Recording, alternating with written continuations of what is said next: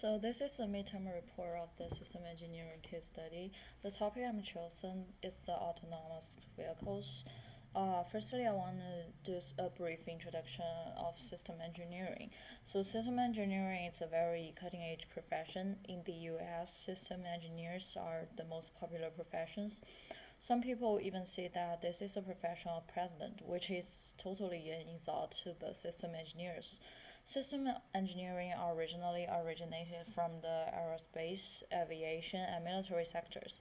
Because the research and development of satellite, spacecraft, aircraft, and missile products require a lot of professional integration, system engineering was born. Later, the specialty also expanded to civil sector, including civil aviation and railways. Systems, communication systems, medical equipment, and even a small camera involves system engineering. So in this project, I will talk through about cutting edge technology as well, autonomous driving technology. Uh, I'm gonna give some basic information about the autonomous vehicles, which is also known as self-driving cars, computer-driven cars, or wheeled mobile robots are smart cars that realize driverlessness through computer systems. It has a history of several decades in the 20th century. At the beginning of the 21st century, it has shown a trend of approaching practicality. Autonomous vehicles rely on the cooperation of artificial intelligence, visual computing, radar monitoring devices, and global positioning system, which is known as GPS, to allow computers to automatically and safely operate motor vehicles without any human initiatives. So there are four levels of autonomous vehicles, which is divided based on the level of automation. The first one is DAS, Driving Assistance System. The purpose is to provide assistance to the drivers, including providing important or useful driving related information and issuing clear and concise warnings when the situation begins to become critical, such as the lane departure warning system. Second one is partial automation systems.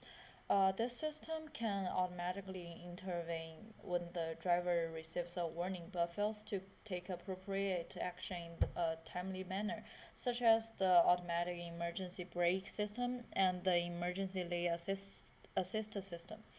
And the third one is highly automated system. This system can take the responsibility of controlling the vehicle for the driver in a short or long period of the time, but it still requires the driver to monitor driving activities. And the last one is the fully automated system. This system can drive an unmanned vehicle and allow all occupants in the vehicle to engage in other activities without monitoring.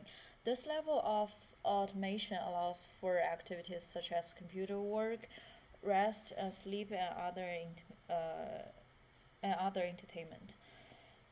So I know many people may heard a lot about autonomous cars and think there are applications in real life. However, the truth is that there are no legally operating fully autonomous vehicles ready for mass production. There are partially autonomous vehicles like Ford F-150 and Tesla Model S, and these cars use partial autonomy to avoid accidents that drivers doesn't see. So let's talk about the history of self-driving cars. Uh, in 2009, pictures of prototypes of self-driving cars were exposed, and on October 9th, 2010, Google announced in its official blog that it is developing self-driving cars with the goal of helping to prevent traffic accidents by changing the basic use of cars and liberating people from a lot of driving time and reducing carbon emissions. In October 2011, Google tested cars as test sites in the Nevada and California's Mojave deserts. In the same year, the U.S. Nevada legislature allowed autonomous vehicles to go on the road. The first similar law in the U.S. The law came into effect on March 1st, 2012. In April 2012, Google announced that it has driven 200,000 kilometers of self-driving cars and had applied for and obtained a number of related patents. And on May 7th, 2012, the Nevada Motor Vehicle Administration approved the first U.S. autonomous vehicle license. Prior to the issuance of the license, officials had previously inspected the car on the highway, Carson City neighborhood, and Las Vegas Strip, and claimed that it has previously been on highways, city streets, and downtown Las Vegas. Tests have shown that autonomous vehicles can drive safely, even more safely than manual driving. Google's self-driving car obtained the first U.S. self-driving vehicle license in May 2012 and is expected to enter the market between 2015 and 2017. In mid to late December 2014, Google for the first time demonstrated a finished prototype of a self-driving car that could run at full functionality.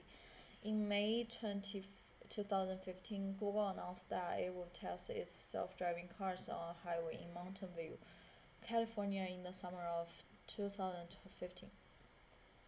So let's talk about the needs analysis of this case. I put the needs into four aspects as individual needs, market needs, capital requirements, and social needs. So for the individual needs, driving is essentially a mechanical repetitive movement that requires long-term visual analysis and muscle response. This is not a human strength, but often a thing that humans do. And this is exactly what machines are good at. So for the market demand, autonomous driving can not only be applied to transportation, but also produce fundamental innovations in logistics and urban planning.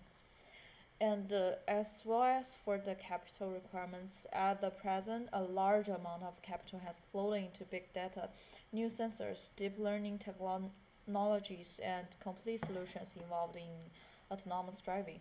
The flow of capital is often the most critical catalyst for the development of the industry. Investment will require returns. Capital owners and major companies that want to make money will definitely try their best to promote the early arrival of driverless cars.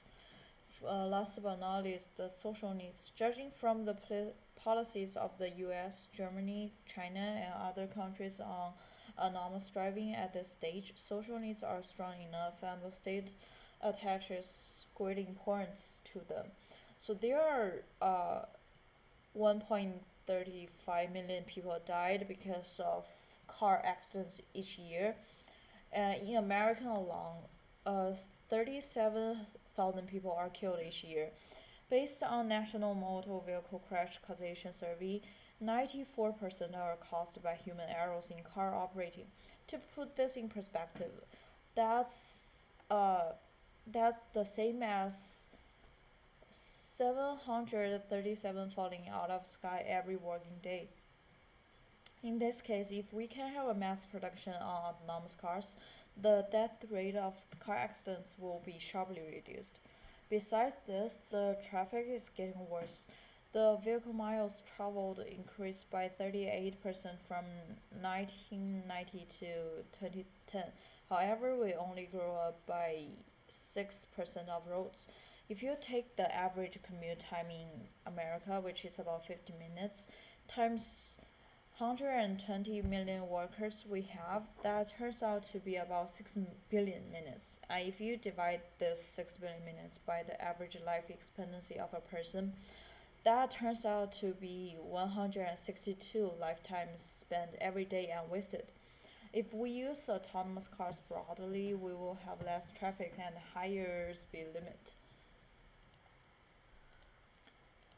Okay, so let's talk about the concept exploration and definition stage. Google has been doing autonomous driving since 2009, and now it has been 8 years. Wait, 10 years. It 10 years of technology accumulation has not yet enabled mass production of autonomous driving technology. It can be seen that autonomous driving technology is not simple. Autonomous driving is a huge and complex project involving many technologies. Let me talk about the technologies involved in autonomous vehicles from both the hardware and software perspectives. Um, so for the hardware, now that you want to drive autonomously, cars are of course essential. From our experience in autonomous driving, when developing, you can choose not to choose pure gasoline vehicles. And the second one is controller. In early stage of algorithm pre-research, it is recommended to use industrial PC as the most direct controller solution because industrial computers are more stable and reliable than embedded devices. Community support and supporting software are also more abundant. When the algorithm is more mature, you can use the embedded system as a controller, such as the FAST jointly developed by Audi and TT Tech, which has been applied to the latest Audi A8 production car. And third one is CAN card. The interaction between the industrial computer and the chassis of the car must pass a special language CAN to obtain the current vehicle speed and the steering wheel angle from the chassis. You need to analyze the data sent by the chassis to the CAN bus. After the industrial computer calculates the steering wheel angle and the expected vehicle speed from the sensor information, you must also transcode the message into the cases through the CAN card. The cases responded to the signals. The CAN card can be directly installed in the industrial computer and then connect to the CAN bus through an external interface. Then is GPS and IMU, which is Global Positioning System and the Inertial Measurement Unit. So, human driving from point A to point B need to know the map from point A to point B and their current position so that they can know whether to turn right or go straight at the next intersection. The same is true for our main systems. Depending on the GPS plus uh, IMU, you can know where you are and which direction you're heading. Of course, IMU can also provide richer information such as yaw angular velocities and angular acceleration, contributes to the positioning and decision control of autonomous vehicles. And sensor. There are many types of sensing sensors, including vision sensors, laser sensors, and radar sensors. Vision sensors are cameras, which are divided into monocular vision and binocular vision. Laser sensors are divided into single line, multi line, and up to 64 lines. With each addition line, the cost increases, and of course, the corresponding detection effect is better. Radar sensors are a strength of Taiwan because radar sensors have been widely used in cars. So the software contains four layers: perception, fusion, decision making, and control. And codes need to be written between all levels to achieve the transformation of information. A more detailed classification is as follows. The first one is collection. So when the sensor communicates with our PC or embedded module, there will be different transmission methods. For example, we collect image information from cameras, some of which are communicated through gigabyte network card, and some are directly communicated through a video cable. Another example is that some millimeter wave radars send information to the downstream through the CAN bus, so we must write code to parse the CAN information. So the second one is pre-treatment. When the sensor information is obtained, not all information is useful. The sensor layer sends data to the downstream at a fixed frequency on a frame by frame basis. but the downstream cannot use each frame of data for decision making or fusion. Why? Because the state of the sensor is not 100% effective. It is extremely irresponsible for downstream decision to determine whether there is an obstacle in front of it based on the signal of a certain frame. Therefore, the upstream needs to pre-process the information to ensure that the obstacles in front of the vehicle always exist in the time dimension rather than passing by. Here we will use an algorithm often used in the field of intelligent driving, Kalman filtering. And the third one is coordinate transformation. This is very important in the field of intelligent driving. The sensors are installed in different places. For example, the ultrasonic radar is arranged around vehicles when there is an obstacle on the right side of the vehicle, and the ultrasonic radar is 3 meters away. Then we consider this obstacle is the object 3 meters away from the car. Not necessarily, because the decision-making control layer makes vehicle motion planning in the vehicle body coordinate system, and the information of all sensors needs to be transferred to the vehicle coordinate system. Therefore, after the 3D obstacle positioning information is obtained by the perception layer, the position information of the obstacle must be transferred to the own vehicle coordinate system before it can be used for planning and decision making. So, similarly, the camera is generally installed under the windshield, and the data obtained is also based on the camera coordinate system. For the downstream data, it needs to be converted to the own vehicle coordinate system. Last, let's talk about the challenge we have for the autonomous vehicles. First, thoughtful perception of complex traffic scenes. Under all conditions, whether it is weather change or complex road conditions, driverless cars must carefully perceive the surrounding scenes and make a safe response. And second, the understanding of pre-behavior. Drivers communicate driving intentions based on pre-behaviors, such as being able to determine whether an old driver or novice is driving in the middle of the driving and thus decide whether to stay away from it. But the current driverless technology is difficult to explain or understand these details. Third, the response to unexpected encounters. For example, temporary traffic control in cities make it difficult to recognize traffic police gestures when driverless cars drive to intersections. At the same time, it is more difficult for pedestrian to cross the road suddenly, and it is difficult for the computer system to make a prediction and understand it instantly. Fourth, natural interaction between people and cars. Autonomous driving must communicate with humans in a natural way to achieve barrier-free communication between vehicles and passengers. Passengers get into a driverless car. The autonomous driving system must communicate with each other to know the destination the passenger is going to, understand and answer the questions asked by the passenger. For example, how much time do I have to reach the destination? Please play a song, something like that. Through this, it provides passengers with a more comfortable, enjoyable, intuitive, and human experience rather than a simple point to point driving. Last but not least, the risk of cybersecurity. A phenomenon will appear in the future. When you get up to the garage in the morning, you will find that the door of the driverless car cannot be opened, and at this time, the mobile phone receives a text message and asks you to pay Bitcoin before what time today to open the door.